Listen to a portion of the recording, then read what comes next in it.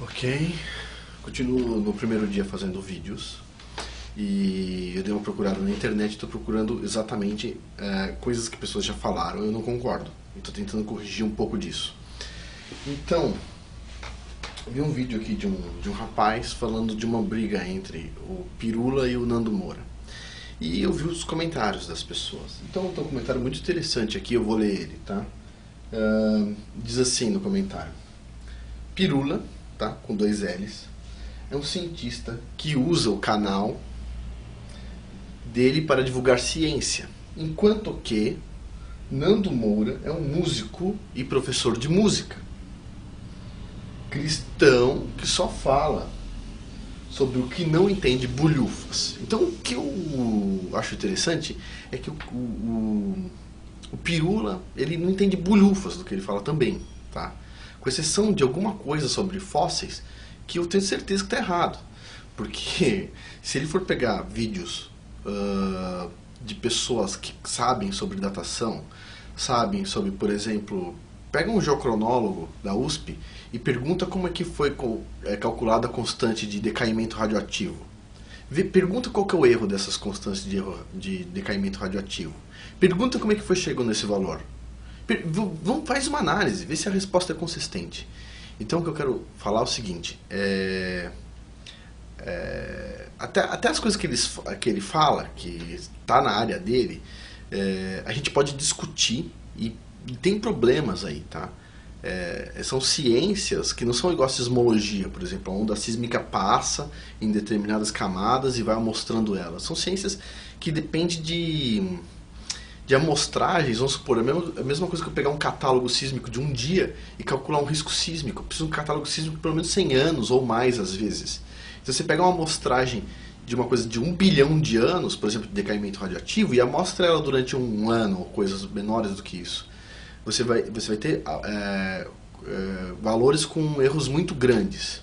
Então, assim, até as coisas que ele fala são argumentáveis, dá pra gerar uma discussão, uma polêmica boa, uma discussão boa. E a gente ainda vai chegar nesse ponto.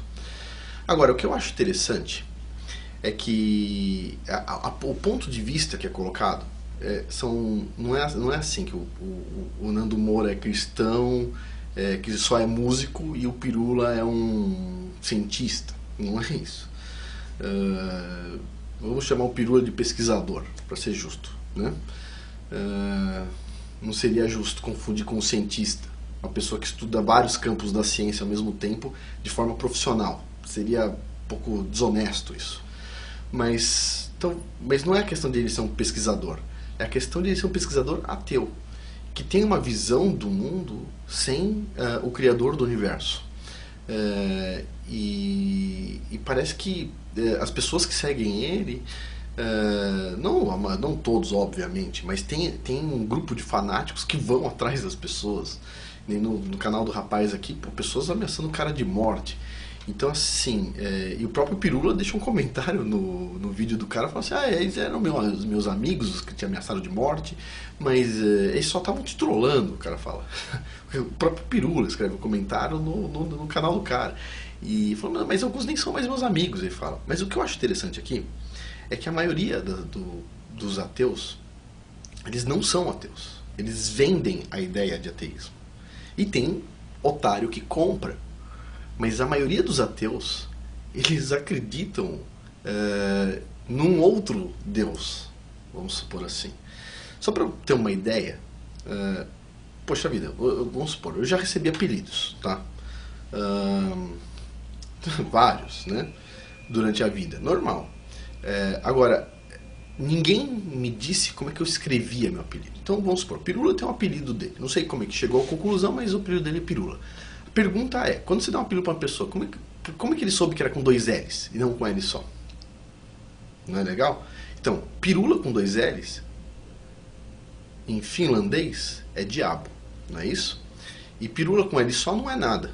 Então o cara escreve o nome dele, o nome dele é diabo em finlandês, o apelido dele é diabo em finlandês. Então, seria de se pensar de que o cara, ele não é ateu, não é verdade? Tipo, essas coisas não passam batidas por ninguém. Então, o que eu digo assim, a gente tem que tomar cuidado, porque o primeiro passo para ir pro outro lado, então o lado do bem, é você chegar num lado neutro.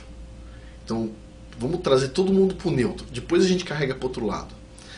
Como o pessoal diz aqui nos Estados Unidos, o diabo ele não veste capa vermelha, ele não tem rabo e chifre, tá?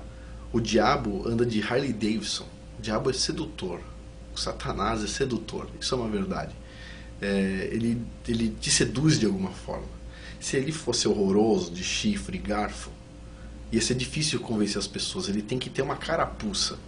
Então o que eu penso assim, a gente tem que tomar cuidado com o que a gente observa. Tem um livro muito interessante, não lembro o autor, mas você pode procurar, são 9 ateus mudam de ônibus. E fala sobre história de pessoas. E como a maioria dos ateus, tem muitos ateus, cientistas, tá? São 9 cientistas ateus que mudam de ônibus. Quando chega na velhice, você começa a fazer perguntas diferentes que você não faz na sua juventude. Mas basicamente, o que eu percebo é o seguinte: se você tira Deus da equação, o Criador do Universo, que fez tanto bem a nós, ele simplesmente não se pronuncia já há muito tempo. Mas a gente devia ter mais medo ainda dele por causa disso, porque ele não está se pronunciando há muito tempo. E não ter menos medo, menos temor. Mas eu penso que a gente tem que tomar muito cuidado assim com que a gente põe energia. Vale a pena investir e estudar para ser um ateu? Tipo assim, o que você ganha com isso? Pronto, a partir do momento você é um conglomerado de células, beleza. Qual que é o fundamento da sua vida? É simplesmente biológico? É se reproduzir, comer? É isso? Ou como, por exemplo, um outro camarada aí que se diz cristão, na verdade, e eu não vejo dessa forma. Ele diz que o ser humano, na Carta da Terra, ele diz que o ser humano é como se fosse um câncer na Terra. É um pedaço da Terra que resolveu se revoltar contra ela mesma, e que o ser humano deveria ser extinto. O ser humano, para quem nem eu conhece a floresta amazônica, se você vê uma pessoa num pedaço da floresta amazônica, por exemplo, numa aldeia ecológica, tá? Na floresta amazônica, tem algumas, a Natura compra, por exemplo, Castanha do Pará, lá no Jari, esqueci o nome da estação, é perto da estação ecológica, mas não é estação ecológica, é um lugar sustentável. Você vê assim, o lado da floresta, do outro lado do rio, assim, as árvores mortas, caídas, tudo sujo, trepadeiras matando árvores, sabe? Aquelas ervas daninhas que sobem, trepam na árvore e matam a árvore lá de cima. E do outro lado da floresta, onde os caras estão trabalhando, tudo bonito, as árvores bem saudáveis, sabe? E você vê que o ser humano, ele não traz desequilíbrio. O ser humano, como natureza, como natural, ele traz equilíbrio para a natureza. Eu acredito que o ser humano, ele é o guardião da natureza. Às vezes os seres humanos cometem erros, mas a maioria dos seres humanos cometem erros intencionais, tá? Se você pegar uma pessoa simples, ela vai saber cuidar da fazenda dela, do sítio dela, ou da casa dela, ou de qualquer coisa que ela cuida, dos animais, do cachorro e tudo mais, com muito carinho. Eu acho que o ser humano ele é especial, e eu acho que a gente tem que dar atenção para esse tipo de coisa. Então, assim, de forma geral, o que eu quero falar é o seguinte: o Nando Moura grita um pouco, etc, tal, porque ele fica nervoso. Imagina quantas pessoas xingam esse cara sem necessidade nenhuma. Não gostou do canal do cara, que nem aqui, você está assistindo, não gostou? Clica lá no xizinho, entendeu? Sai fora. Isso aí, sem drama.